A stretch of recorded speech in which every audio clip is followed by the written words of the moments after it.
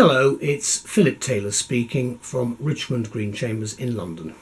I'm looking at a book from Waterside Press today. This is an organisation putting justice into words, a splendid organisation. They publish a lot of books directly relevant for criminologists and the more interested general readership. This book is called For Abolition. It's got a subtitle, Essays on Prison and Socialist Ethics. It's been written by David Scott. I've done a review of it. I'm not a socialist, and I think it's quite useful to have a different point of view.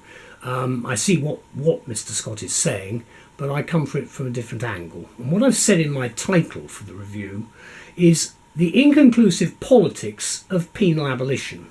How long can we continue with the present nonsensical system? Now I say that because we've had prisons for centuries. In the past, they locked people up, they either executed them or let them out. Very few people were ever actually imprisoned. Today we have 100,000 people inside. The whole system is really in a terrible state, and we haven't worked out, apart from the costs with full tariff prisons, about £10 million per prisoner. We haven't really worked out, apart from the fact we know it's about £40,000 per year per prisoner. It's very expensive, and it's something the Ministry of Justice will grapple with, I'm sure, for decades to come. However, this is a book that looks at the subject in a particular way. There's the front of the book, it's a paperback. There's the spine, and then on the back you can see a little bit of information. There's a foreword by Joe Sim, and Dr. Scott works for the Open University, and he's published a lot of books, it says here, on prisons and punishment, and there's some quite good quotes there. The book itself has a bit of information at the back about Waterside Press. There is a short index at the back by page numbering. The book runs to 260, under 300 pages anyway. You can see the index is quite substantial. There's a very detailed bibliography. It's an important work. If we go to the front of the book, there's a quote, which I have actually mentioned. I'm going to refer to that again in a minute. Then you've got the blurb about the book, and you've got the front page there. Just see that. Flicking it rather quickly there. Then you've got the table of contents, so information about the author. Then we run through what's in the book itself. The prison puzzle and socialist ethics, abolitionist ethical hemiotonics, or hemionics. I can't actually pronounce that word very well. Invisible brutal hands, phantom faces at the window, prison is not a home, falling softly to your grave, abolition as a philosophy of hope, ordinary rebels everywhere, the abolitionist image. Then there's an afterword at the end, and 9 chapters, bibliography, and of course the index. Details about the author, and then we go into the acknowledgements, of which there are a large number. A lot of people involved in this. There's a very nice dedication, which I'll leave you to read there. We only review books which we think are important. This one is important, and I like to put the dedication in because it's important for people to know who's been involved and what's happened with the work. There's a publisher's note, just saying it's his views.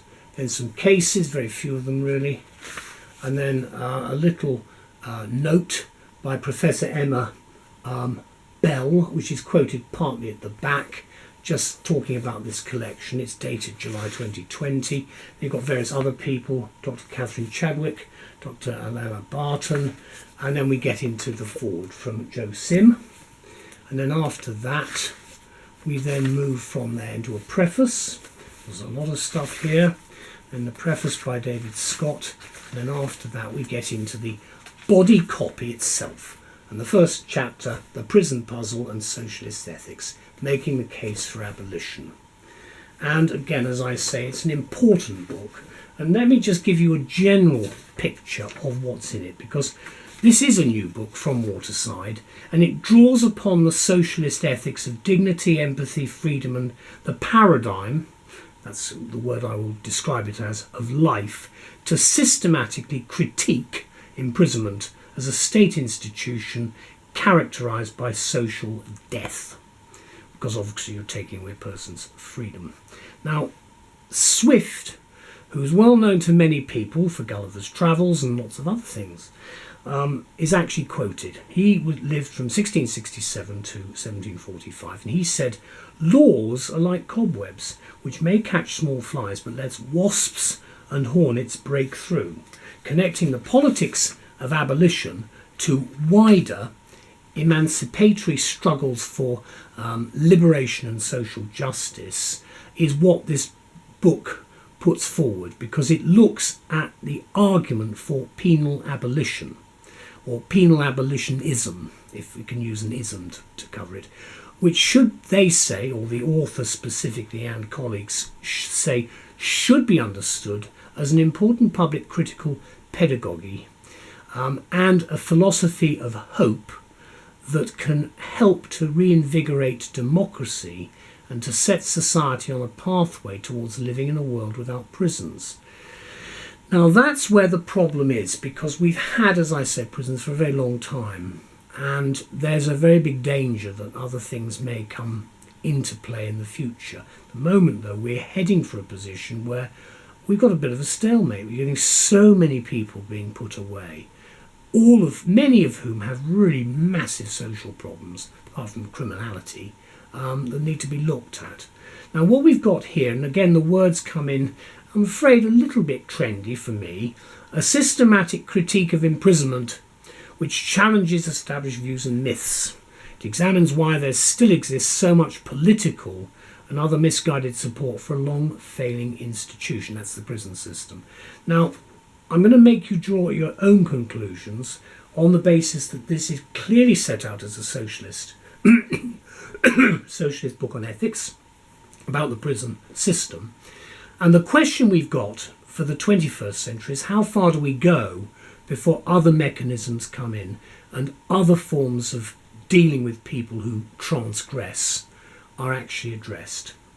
The book itself, I think, does look at it. It's an easy book to read. It's not a long book, so you can zip through it quite quickly as part of, say, your criminology studies. But I do think it adds to the debate on where we might be going in this century, long past the time I'm here, but certainly I believe it's something that should be on the agenda, because we can't continue to build more and more prisons, because at the end of it all, a lot of the people who are actually in prison in any event shouldn't really be there. They should be looked after by the state in other ways. That is, of course, one view. There is always the view of some politicians that tough on crime, tough on the causes of crime, all this sort of stuff. It's all around, and obviously certain newspapers are always talking about what we've got to do with people who commit serious crimes. That issue has to be resolved. The date of publication of this book is cited at the 30th of November 2020, and I'm recording it quite a long time afterwards because of the pandemic, but at least I've got a review ready. There's the book again. There's the spine and then there's the back. Just opening it in the middle. Falling softly to your grave. Freedom, relationships, place, and a lived experience of prison time.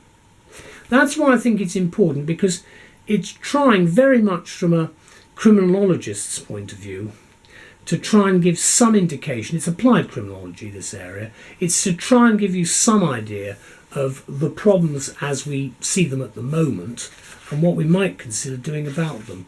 It does refer to a very large number of different commentators, and as I've said, there is a very substantial bibliography at the back.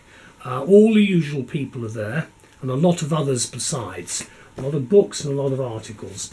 But as I say, from the 200 pages of the book itself, I think you'll find it's a worthwhile book to read as part of your applied criminology course. Big thank you to David Scott and to all the other people involved, and of course to Brian Gibson at Waterside Press.